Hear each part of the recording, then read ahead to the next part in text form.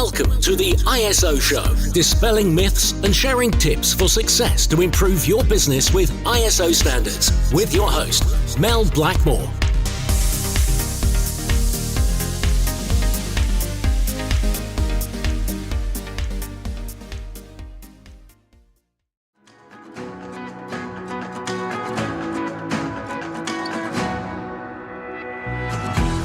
If you're listening to this podcast, then you're in great company.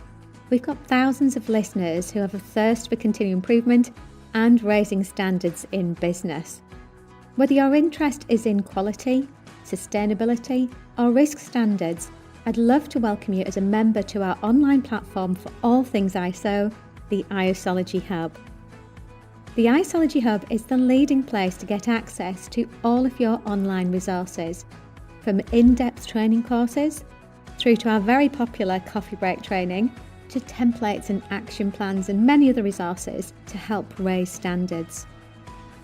As a member, you get access to over 100 courses, taking you from learner to practitioner to leader. The ISOlogy Hub has all the resources that you need, which will really help to make your life easier and to help improve compliance in those business critical areas. So if you'd like access to learning and compliance resources ranging from data privacy to environmental management, anti-bribery, business continuity, quality, health and safety, to name just but a few, the list is endless actually, then we'd love for you to come and join us. Just head over to the isologyhub.com.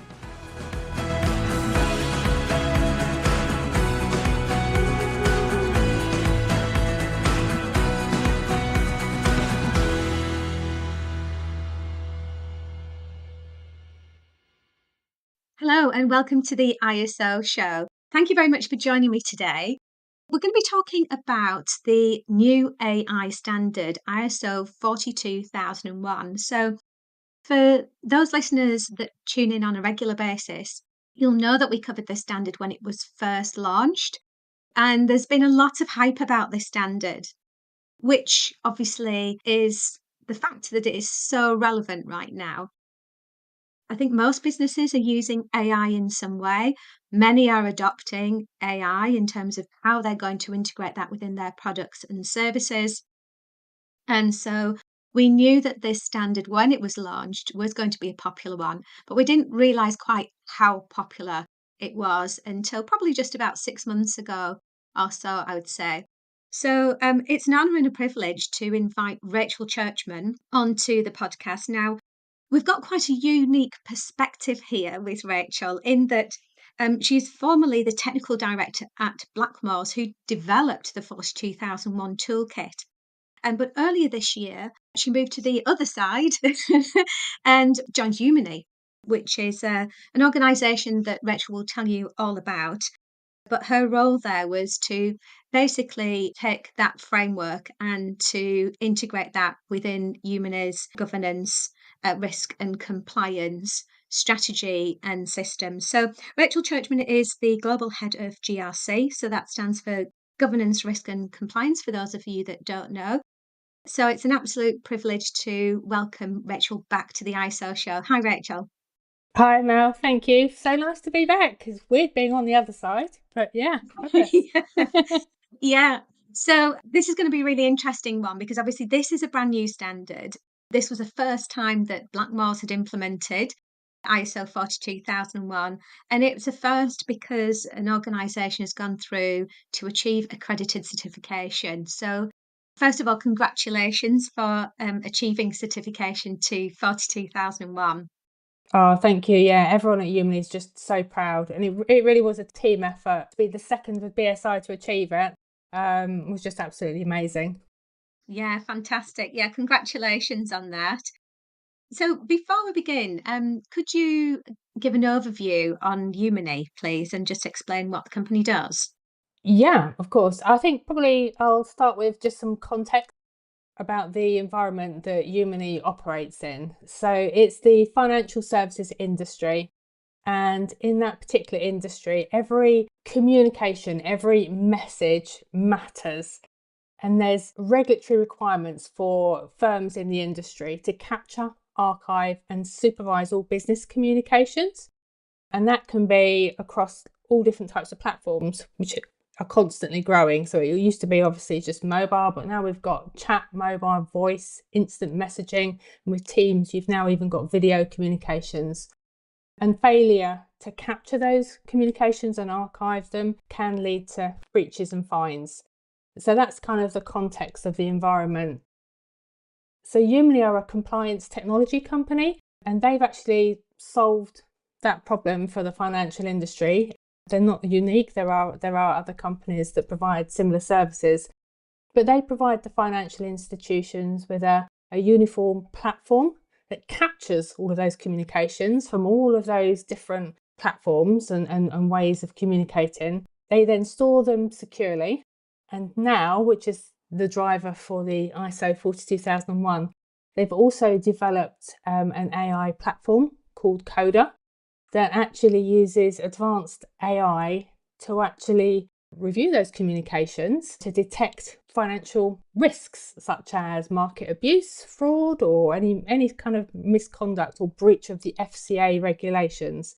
So it doesn't sort of say that's wrong. What it does is it surfaces potential compliance breaches for those financial institutions. So as these communication channels multiply, the regulatory pressure increases because they've still got to capture all of the communications, and they still need to be spot checking communications for potential fraud.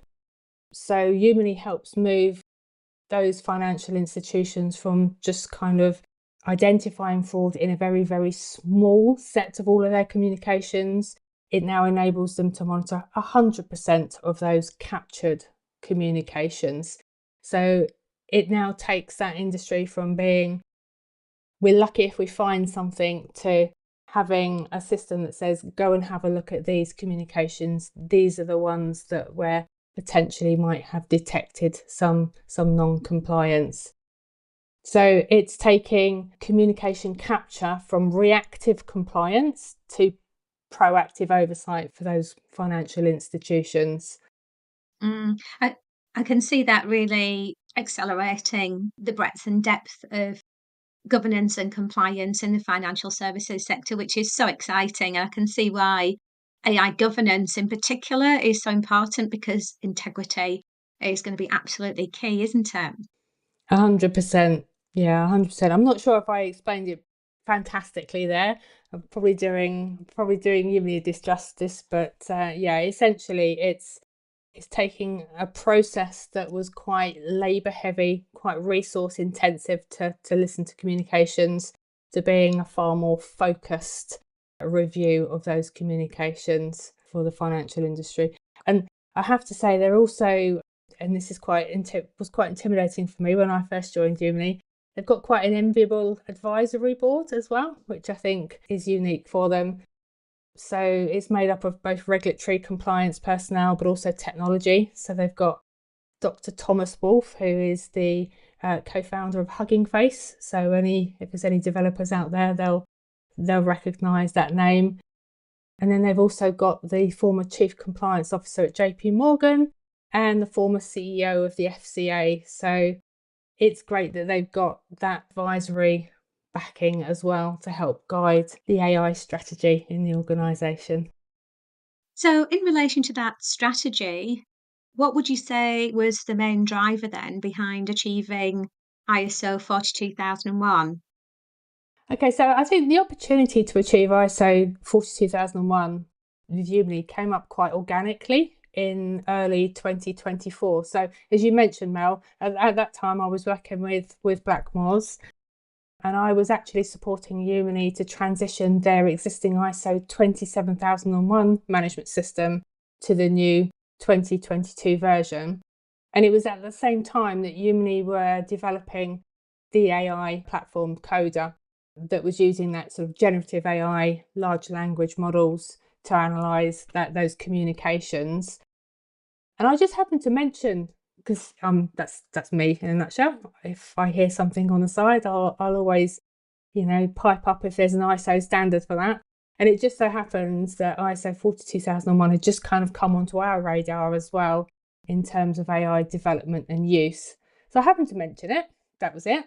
But Umony being quite proactive, it was only that one mention, that's all it took for them to take the initiative to actually adopt that ISO standard, because they were on early on in the journey in terms of coded development, and they wanted to utilise the best practice that the standard brought to them to help shape their approach to undertaking that responsible ethical development of CODA.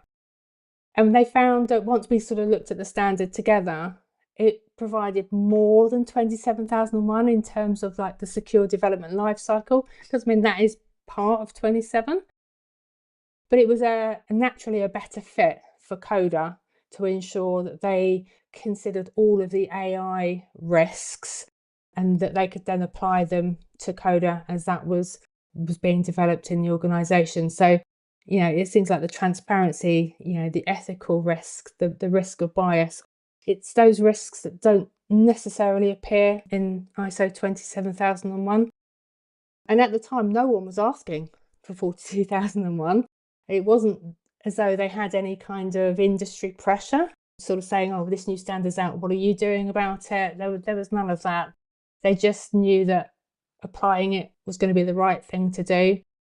Obviously, I was also excited because it meant that, you know, they were going to be very early adopters to the standard. I don't think anyone had been certified at that point. I don't even think certification bodies themselves were in a position early doors. So, yeah, I think it was just an opportunity that just came at the right time and fit perfectly for them.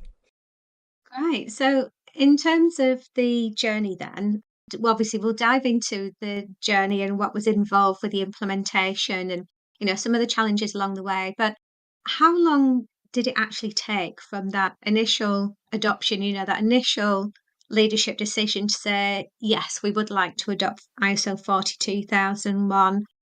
We would like to achieve certification when it becomes available from the certification bodies. How long did that journey actually take? So I think I initially mentioned it to Anna Pitt-Stanley, who's the COO of Umony, who at the time I was working alongside. I think that was probably about April, May time, 2024. But to kick it off formally, if you like, was we held a company-wide context workshop. It was an all-company workshop, so everybody got involved. Everyone had a voice, which meant that everyone understood what it was, what we were looking to achieve, and to really kind of get under the skin of AI in the organisation. So that was October 2024. So I guess that's kind of the first formal sort of stake in the ground where we actually started documenting the management system. The journey then continued developing the management system that built on the existing ISMS, which was a strong foundation to build on. So anyone who's got a standard such as 27001 in place already, then you've got a really good head start. Then it was at that point I kind of moved across to Umony, so it kind of became my management system, if you like. And then I think I'm just trying to remember when we got into the internal auditing stage. That was when we had Blackmores come in and do the internal audits. I think it was July, August time. So it was quite a chunk really from October to July to actually build the management system and get it stood up within Umony. It wasn't quick. There was quite a lot of heavy lifting to do. Then once we had the internal audits, at that point we were ready to engage with BSI. So we had a pre-assessment with BSI in end of June, beginning of July, which was really good.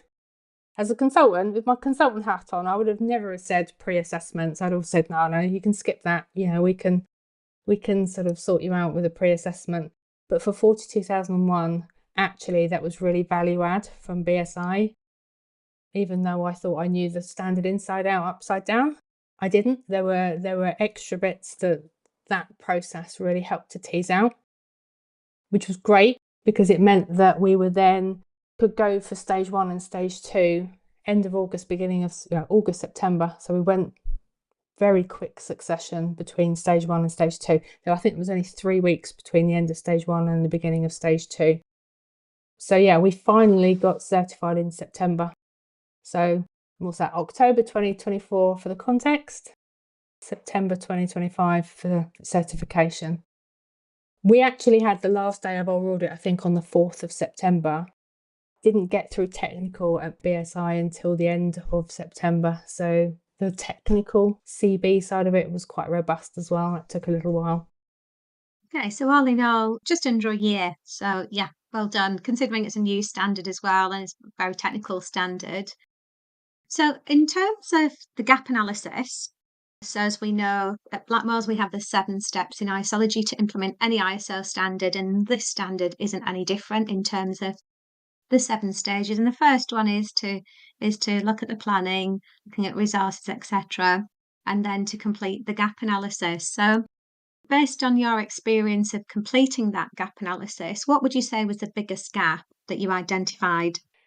Yeah, I mean, there were a few obvious and expected gaps, especially, as a consultant, knowing ISO standards. So that was the kind of like the new processes, the new requirements, the things that you just know aren't going to be in place. So that's things like AI impact assessment, that's completely new. And then you've got all of the AI specific controls in the standard, because the standard is very much like 27001 for anyone who doesn't know the standard. You've got your sort of clauses 4 to 10, which is your management system clauses, but then you have a whole nother half of a standard, if you like, which is Annex A, which is all of the sort of technical controls you need to meet. So a lot of the AI specific controls in Annex A were new because they are very AI centric, which wouldn't appear in any other standard. So they're kind of expected gaps. However, I think the biggest surprise, not necessarily a gap, but a surprise for me when I was working with Umony and then working within Umony to implement the standard, was the concept of the AI life cycle. And I don't think maybe I fully appreciated how important that AI life cycle was, even at the very beginning in the gap analysis. So the concept of an AI life cycle and the objectives that go along and are linked with it actually underpin the entire AI management system, or AIMS. And that's right from context in clause 4, all the way through the standard and all the way through the technical controls. And that's everything from concept of using or developing AI all the way through to retirement of an AI system. The AI lifecycle is a set of controls in Annex A, but actually it's not. It's all the way through the standard. It's not a standalone process. And sometimes, so like in 27001, you've got the secure development lifecycle, which is it's a subset of controls that's very specific, and it can be quite contained. And some companies do develop and have it in, and some companies don't and they exclude it. It can feel a bit like that when you start, and then you realise actually the AI life cycle is kind of like the heart of the management system. You've got to understand it all the way through. It kind of permeates every clause and control. And that was a surprise, because that's different to other ISO standards where you can almost take each clause and control in isolation, put something in place to meet the requirements and move on. For this standard, it's that AI life cycle that kind of drives all the way through. If you can get your head around that bit, I think you're on the right track with 42001. And it's also kind of the approach you need to take when auditing it. It's certainly the approach that's taken when the external auditors audit the management system. Yeah, I think you're right. I haven't come across any other standard other than probably 14,001, the environmental standard that talks about, the environmental life cycle of an organisation, services or products. But there aren't specific clauses that break that down in any great detail. It's just you need to take it into consideration, I think, as the terminology used in the standard from memory. So it sounds as though that was kind of the biggest kind of aha moment Definitely. from the gap analysis experience. So by bridging the gap of this AI life cycle, then what kind of difference do you think it made to Umony? So I think once we understood the AI lifecycle approach and how it touched everything, I think it actually made the standard far easier to interpret and apply within the organisation, because it was almost like that golden thread that kind of ran through the management system. it meant that we were always thinking AI lifecycle, AI risk, and that ran through everything that we either reviewed, created, or updated. Because remember, we were building on an existing ISMS to bring it into an integrated management system. And it just helped bring everything together into a much more holistic management system, because, risks didn't always just sit in one part of the life cycle. Those risks kind of moved and migrated and mutated even along that AI life cycle. So it kind of made sense of that journey. Yeah, and it actually made things like auditing the system much easier, because there's no way you can't take a process approach to auditing a 42001 management system with that AI lifecycle. You just cannot audit controls in isolation. It just doesn't work. So I think it actually made it easier and it made it make more sense. Now, I know that you're a bit of a sponge when it comes to absorbing new knowledge, and especially when it comes to ISO standards. I think we're quite sad in that respect.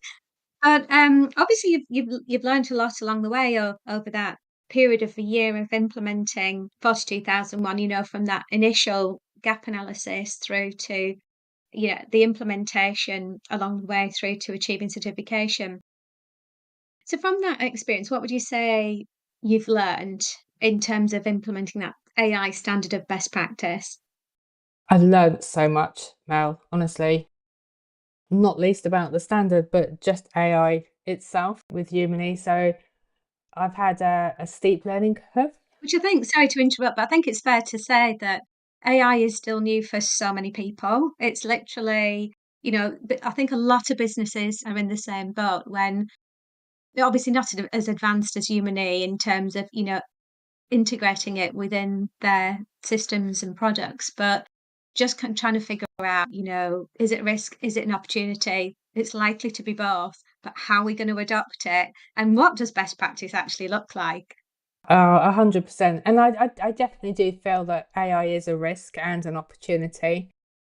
Even if you're not, like you say, developing AI, which Umony are, so they've got that, they're not just using it, they're actually developing it, deploying it, so others are using their AI system.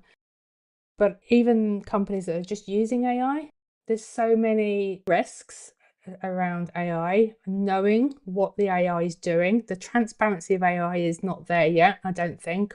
There's so much out there that's creeping into systems and software that businesses use routinely. It might be that a system they've used for years, and then all of a sudden they've got AI assistant helping them do something, and they've got no clue what that is, where that information or that data is going, what their staff are putting into that system, that information. So a lot of companies will be used to the term shadow IT, which is when, employees might be using IT that wasn't necessarily verified or validated in the business, but it was being used. Well, now you've got shadow AI, where you might, as a business, have staff in the business using AI outside of your validated, verified system. So, for instance, they might have their own personal ChatGPT account that they're using to help them from a productivity perspective for their day-to-day job, but it's not coming through the formal official channels. So there's no control over what they might be putting into that AI, what they might be using it for. So AI is always going to be a risk. So that's one thing. But then AI has such opportunities for doing good in an organisation, whether that's productivity and speeding things up, helping people to focus on the sort of the more strategic human thinking elements of their role, not the mundane data entry. Umony is a great example of where an AI system's been developed to actually serve a very specific purpose, so preventing or highlighting potential fraud in a highly regulated industry. That's a very specific use case for AI that's performing something that's positive. So there's loads of opportunities. And that's probably been my steep learning curve, actually. Kind of knew AI, kind of knew what it was about, but walking through the standard and reading the standard and all of the guidance, I've got a much deeper appreciation of those risks and those opportunities now. And just understanding the different types of AI as well, because there's not just one type, there's lots of different AI. In terms of the experience of implementing the standard, I think it's cemented my opinion that an ISO standard and the sort of best practice framework that it provides is the right way to go about managing AI in an organisation, whether you're using it or developing it. I think it drives you to ask the right questions and put in place the right guardrails to make sure that AI is used responsibly, ethically, that people understand the risks and the opportunities of using AI, and that it's transparent in the business, both for the business itself, but also if you're developing AI, you've got to be transparent to your end customer as well and your end user. And I think the ISO standard helps to do that. I don't quite know how I would have approached AI governance if there wasn't that framework in place. So in terms of, you mentioned some of the benefits there as well as you were talking through, about your experience. You talked about benefits from lots of different angles, really, from risk governance, operations. In terms of certification then, so some organisations may decide to just adopt this as a framework, which is absolutely fine, get a copy, implement it, and ideally integrate it with an existing framework like an ISMS and InfoSec management system. But obviously, Umony decided to go for certification, to be one of the first to achieve certification. I mean, in your opinion, what would you say was the benefit of that?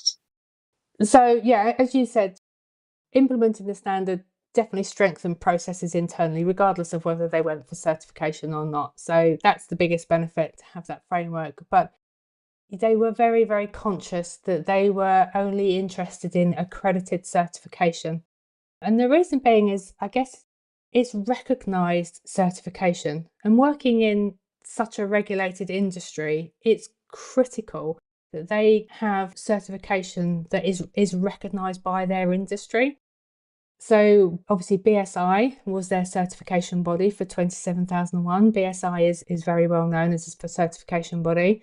We were also lucky that they were one of the first CBs in the UK to actually get IAF accredited status with, I think it was RVA, and they've recently just actually achieved it with UCAS as well. So they had a European IAF certification body accreditation and then UCAS.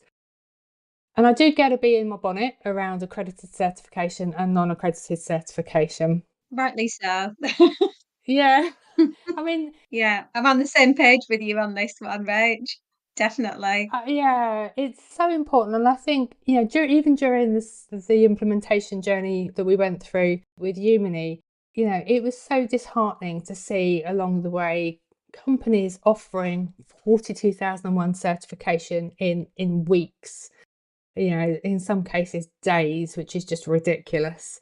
And, when you know how much hard work and how much actually goes into implementing a management system properly within an organisation that fully understands the risks, fully understands the opportunities, fully understands the governance required to put in place a management system that fits the organisation, that reflects what they actually do and helps to mitigate the risks they actually have.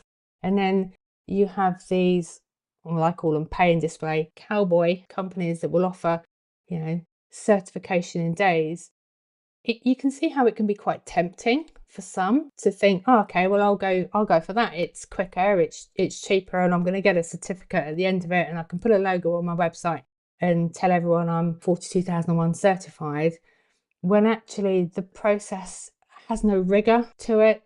You get templated management systems that don't actually reflect your organisation. It's probably going to miss key risks, which then still sit in your organisation because they're not being raised or mitigated. It's not a recognised certification, so it's not part of the IAF.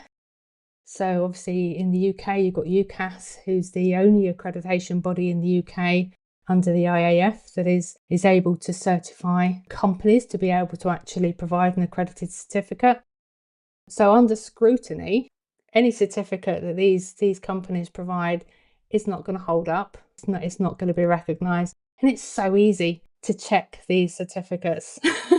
So these so-called certification bodies are offering a off-the-shelf manual, in effect, AI manual, for 42001, and then they come along and then tick the box and say, there you go, Bob's your uncle, here's your certificate. Yeah. Probably lock you in for a 5 or 10-year contract is the norm, I think, isn't it? Exactly. Yeah. That you can't get out of, or you could get out of. Absolutely crazy. And I mean, when I know how rigorous our audits were with BSI, there's just no way a management system created by these companies would ever hold up under the scrutiny. I mean, it was a total of 3 days auditing, 7 of which were on site. And most of these companies that are offering ISO in a box, if you like, in weeks or days or weeks, they're offering no on-site auditing. They don't even want to come and see you. They'll just have a look at the policies that they've written already and tick the box and say, yep, that's, that passes muster. Whereas, we had 12 days solid auditing, 7 on site, no stone left unturned by BSI. They were so thorough. And actually, we were really thankful for that, because it gave us confidence that we had understood all the risks. We were managing all the risks. We did have everything in place that somebody outside would expect of us in terms of, credible AI management for Umony. Equally proud of the fact, and I have to say this, we only had 1 minor NC in the whole process, and it was a really minor one. So again, that was testament to all of the hard work across the team and all the work that had gone into the management system. It meant that we have a management system we can be proud of, because it took us time, it took us work, it took a lot of due diligence to get us into a really good place where we were ready to be certified. And you just wouldn't get that if you were just paying the money and getting the certificate. There's nothing to be proud of there. Yes. There's no sense of achievement there, is there? No, not at all. So if we've got listeners tuning into this and thinking, okay, yeah, I think we need to consider looking at ISO 42001. Looking back now on your journey then, Rach, over that 11 to 12 month period of implementation, what kind of tips would you give to those listeners? If you could go back and do it again, what would be your top tips? Okay, yeah, there's a few top tips, if you like. First one, it's going to sound fundamental, but get a hold of the copy of the standard. First thing you need to do is you'd be surprised, Mel. In my past life, how many companies just didn't have a copy? No, get a hold of the copy of the standard. It's got some really, really great guidance in it. Sometimes you buy a standard and then you have to buy another standard to understand what the first one. This one has everything in it. It's got the requirements, and then it has the guidance that sits behind those requirements to really help you understand what it's asking of you as an organisation.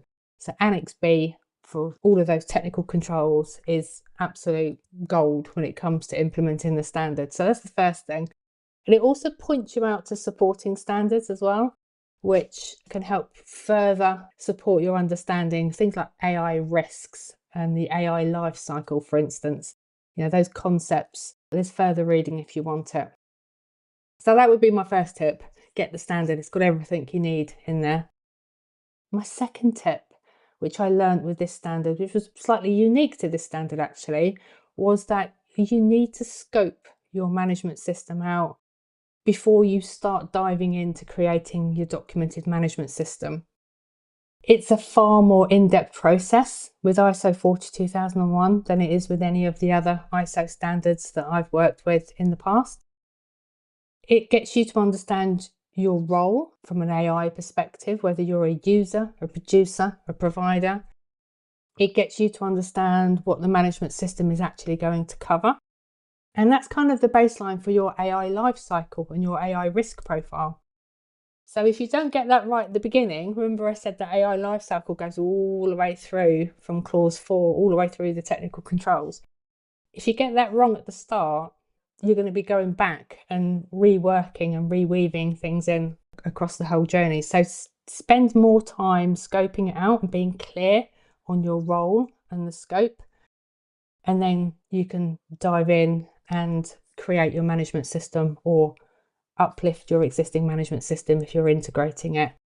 And just if you hold an existing ISO standard, don't think you can just rinse and repeat your scope statement for 42001, because that's not going to work. is going to be different for 42,001. So I think, they would be my top tips. I think if you get that wrong at the beginning, that just makes the job harder moving forward. And people like BSI are going to help you with that. Well, thank you for sharing those top tips, Rachel. I think there's some great value in that. I think that's pretty much all we've got time for, except for I'd like to ask a couple of questions just at the end, actually, not related to AI at all. But if you could gift a book to somebody, what would it be and why?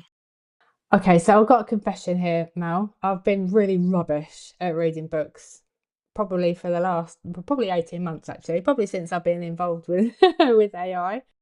So I've been more commonly listening to podcasts. Does that count?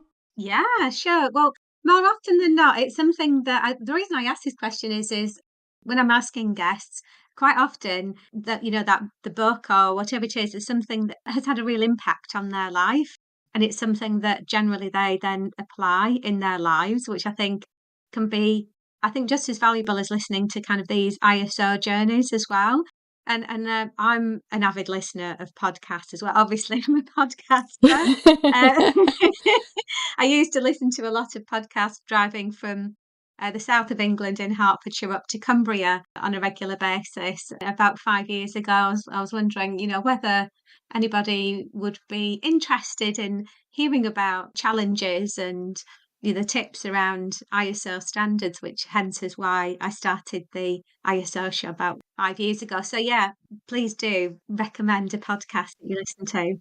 Well, the one I keep coming back to, and I think this is quite a well-known podcast, but it is one that every week I will be listening to, and that's The Diary of a CEO with Stephen Bartlett. I don't know if you listen to that one. It is so good. So Yeah, so good. I've been listening to that since 2017 when he was recording in a cupboard, I think, in his flat, right from the early days.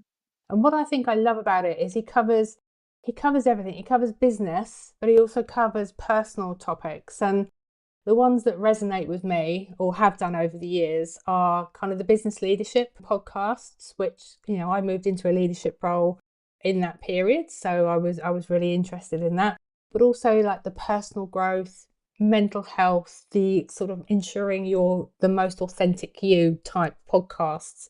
They're the ones that really, really resonate with me.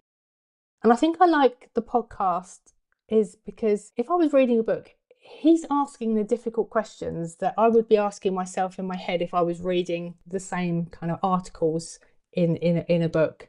He seems to be that one step ahead, and he's always asking what I want to know of his guests. So yeah, if anyone was looking for quite a rounded podcast with some great, he's had some phenomenal guests on there, amazing people that he's spoken to over the years. That's my go-to. Yeah. Have you read or listened to the Audible version of the Diary of a CEO book? I haven't, no. Oh, that's definitely worth a read. Well, I listen to books on audio, but yeah, that's got some really great insights. Yeah, I definitely recommend that one as well. So, and then finally, what would be your favourite quote that you'd like to leave our listeners with today? This one's going to make you laugh, Mel, because you know me. So I can predict what it's going to be, but go on. I think anyone who knows me or has worked with me, my mantra is, what is the worst that can happen? That's the mantra I say in my personal life, in my work life. It's not really a quote, but it actually, I was thinking about this when I knew this question was going to come up, and I was like, where did that come from? And it actually came from a Dale Carnegie course I did many, many years ago, probably over 20 years ago now. And the full quote is actually, first ask yourself, what is the worst that can happen? Then you prepare to accept it, and then proceed to improve on the worst. So that's the full quote. I just live in the middle bit. What's the worst that can happen? But I think it's what I apply to everything that's either new or uncertain for me, including, like with Umony, a new role in the organisation. What's the worst that can happen? Implementing 42,001. What's the worst that can happen? The worst that can happen is I get it a bit wrong, and then I'll need to adjust my approach and learn from what needs correcting. And I think learning from our mistakes is kind of what helps us to improve on the worst next time round. So next time it's not as bad, we might have something different, but we've improved. And I think also preparing for the worst helps keep us resilient, whether that's business continuity in business or just, personal resilience. So I think that little phrase, what's the worst that can happen, it's actually all about learning and moving on from your mistakes, and being better next time, and then just being a more resilient person. No, that's fantastic, Rach. And yeah, I thought you would say that one. Or there is another famous Rachel quote, which actually, thinking about it, goes hand in hand with that one, which is every day is a still day, learning something new. And I think if you don't put yourself out there, I think so many people procrastinate and they think about, the reasons why they can't do something instead of just going for it and then learning along the way. Because in terms of success, you get your way to be successful by failing at things, but then quickly learning from it and moving on. Absolutely. Diversifying, adapting, learning a new way. But each day you're basically growing, aren't you? If that's your approach to life. So yeah, I'm not surprised that was your top quote. I actually remember, Mel, you bought me a book called What's the Worst That Can Happen? I think it was a children's book, wasn't it? And it still sits on my bookshelf now. Thinking about that. Yeah. Yeah, cool. Brilliant. Okay, well, thank you so much for your time today, Rachel. It's been an absolute pleasure having you onto the podcast again.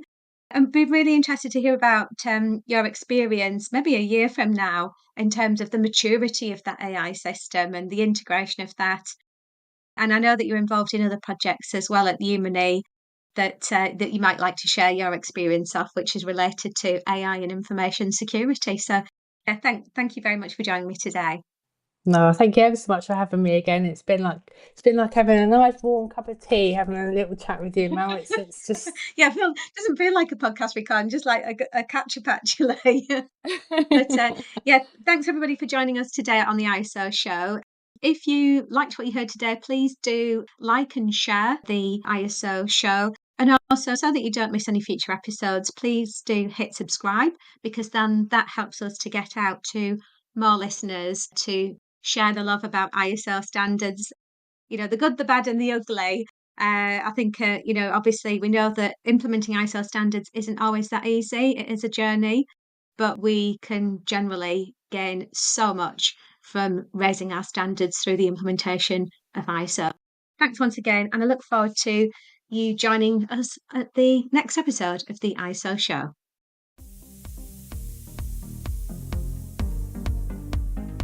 Looking to use ISO standards to drive better business practice? Contact us at blackmoresuk.com to access further information and book your free 15-minute call.